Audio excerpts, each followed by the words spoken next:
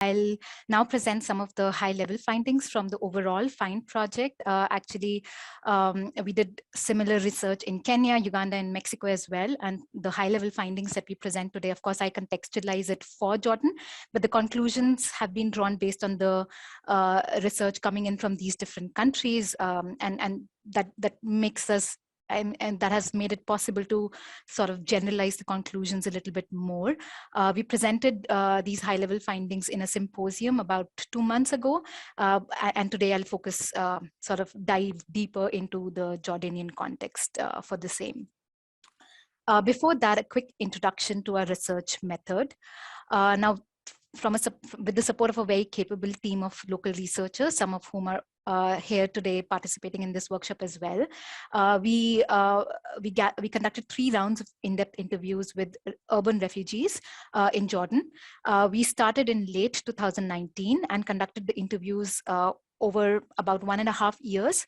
We started with a sample of 89, split equally between Syrians and other nationalities, which included Yemeni, Iraqi, Sudanese, and Somali refugees. The repeat interactions, these 3 rounds of interviews, actually allowed us to build relationships and deepen our understandings of individuals' lives and experiences. And rather than having one snapshot in a time, we could understand their financial circumstances and decision-making over a longer period of time. Next slide.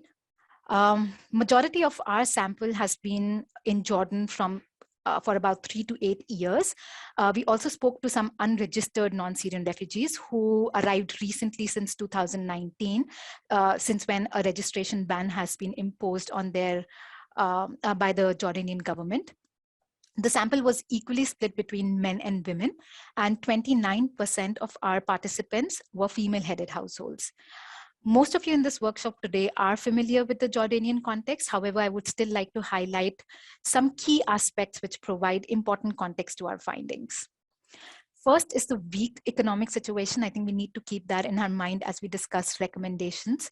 Also high unemployment, rising cost of living in the country. Further, while Syrians form about 88% of the refugees registered in UNHCR, with UNHCR in Jordan, there are also refugees from 56 other countries. We will call them non-Syrian refugees for ease. And as mentioned, we spoke to participants from 4 of these nationalities. We saw that they were less socially integrated compared to the Syrians, had fewer legal rights, and are offered fewer services from the humanitarian system. We'd now like to turn to the high-level findings and share some of the evidence from Jordan.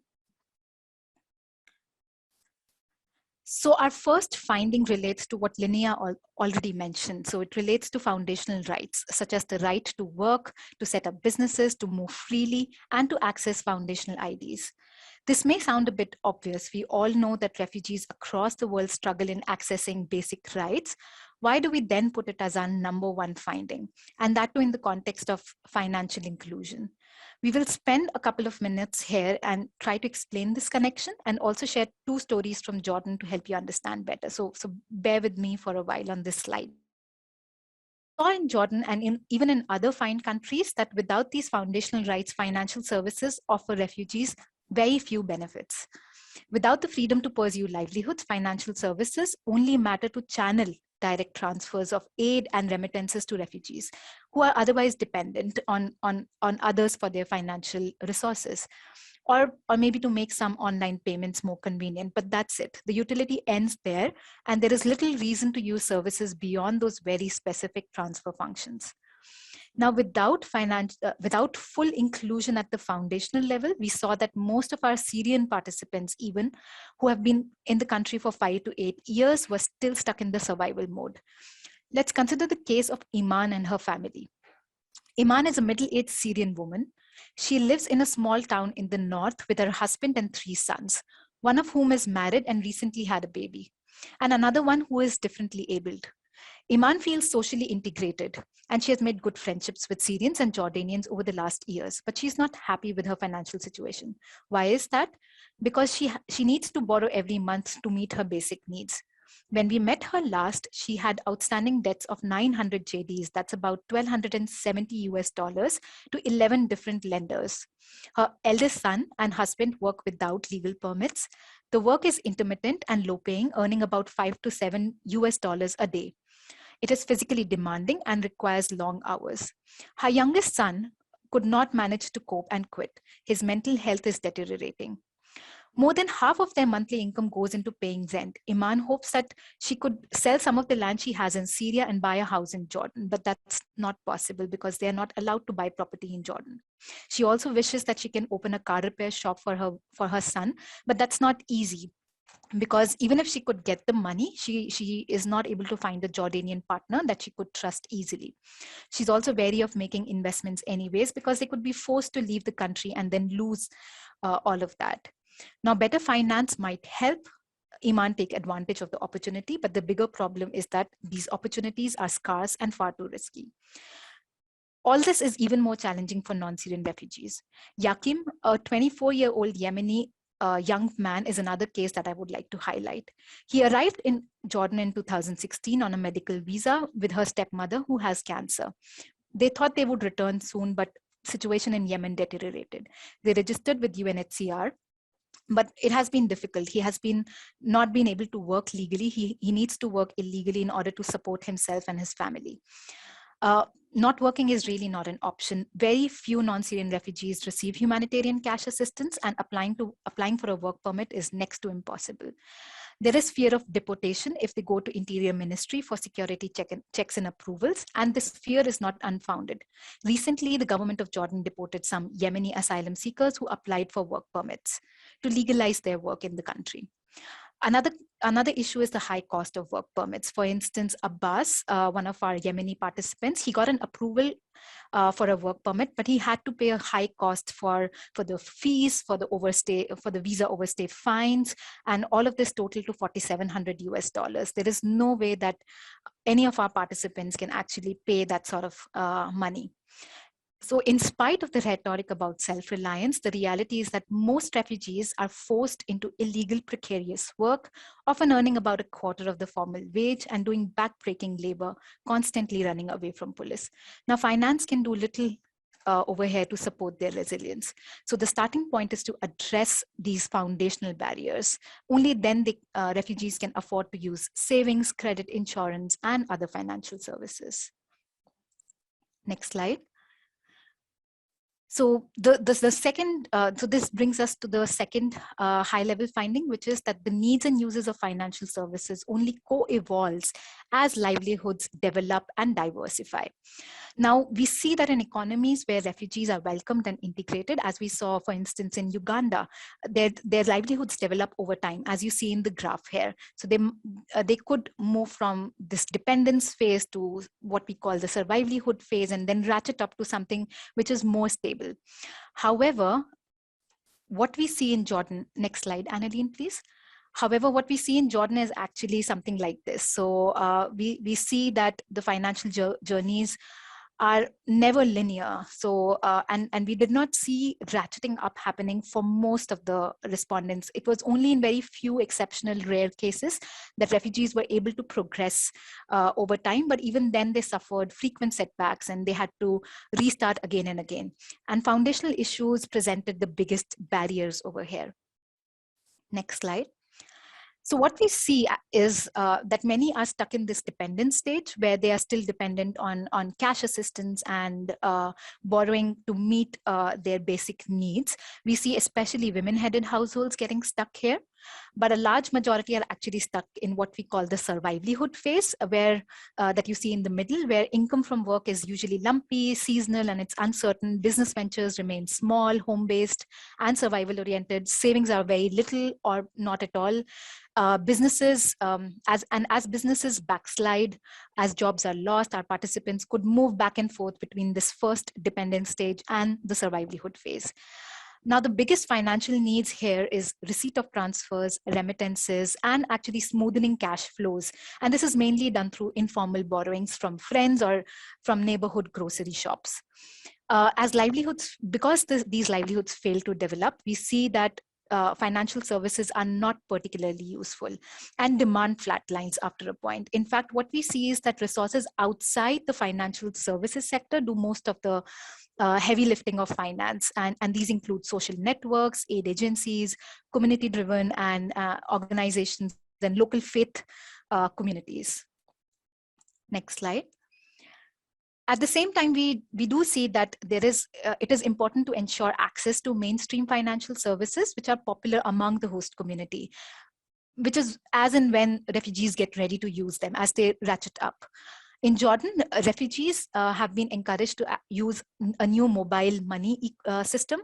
But since it is not widely used by Jordanians right now, the value add is low since the network effects are yet to materialize. Most of the Jordanians are not using it right now, and hence there isn't enough consumer base. Yet again, we see that the use cases are also limited.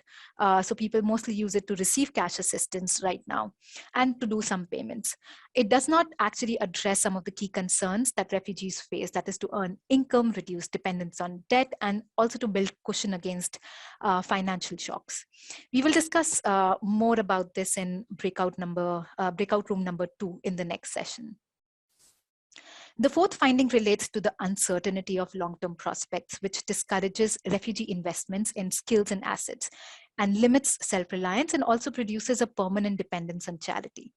Our research participants were unsure if they would ever be able to return home. At the same time, they are told that they cannot stay permanently in their host countries, and resettlement is possible only for a few, and it can actually take many years to materialize. This was true for almost all of our non-Syrian participants. While a lot of the Syrian participants wanted to stay in Jordan, most of the non-Syrian participants viewed it as a transit country. Now, refugees' uncertain legal status also has an impact on their ability to control their future, as we saw in the case of Iman. Given such situations, there is really no rationale for them to invest. You expect you will not be allowed to stay, will need to liquidate anything that you have accumulated, and you can't even be sure what skills you really need to arm yourself with when you either return or resettle or migrate to another country. So this also causes a huge amount of stress and psychological distress among refugees. Next slide. So as we did this fine research worldwide, we asked ourselves, what if instead of imagining financial services as the starting point, we instead centered the outcomes that we care about. So we adapted this financial health framework and used it for a displacement context. We came up with these 5 indicators for financial health. We are saying that refugees are financially healthy when they are able to access resources to meet basic needs from gifts, loans, savings, income, bartering, or charity. When they are able to comfortably manage debt, when they are able to recover from financial setbacks, such as a medical emergency, borrowing from their social networks, or using humanitarian aids or their own savings. When they are able to, fourthly, when they are able to access lump sums to invest in assets and opportunities to increase safety or income or long-term prospects. And lastly, if they are able to expand planning horizons and over time move from this daily hand-and-mouth struggles to contemplate a financial future beyond the present day. So if we set our sights on building refugee financial health, could we then look at what inputs and pathways help us get there? We've seen that in most cases, financial services was not the most important one. It was part of the solution, but as we discussed, foundational rights are equally important. Equally important is a predictable path to long-term solution.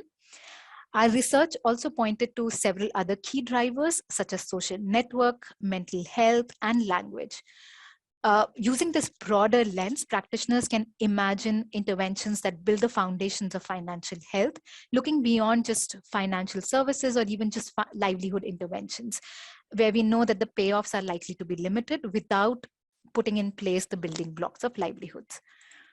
So in the end, if we really care about refugee outcomes and their possible contributions to the countries where they are stuck in protracted displacement, we have no choice but to put refugee rights back on the global agenda and to insist on fundamentals of inclusion. Only then will meso level solutions help contribute to the kind of outcomes that all of us are hoping for. Thank you so much. Annalie, next slide, please. Yeah, so this is sort of the pyramid that explains how foundational inclusion actually makes the base of any kind of interventions that would support outcomes the refugees care about. So thank you so much. I would hand over to Annaline now to begin with the Q&A session. Thank you, Annaline.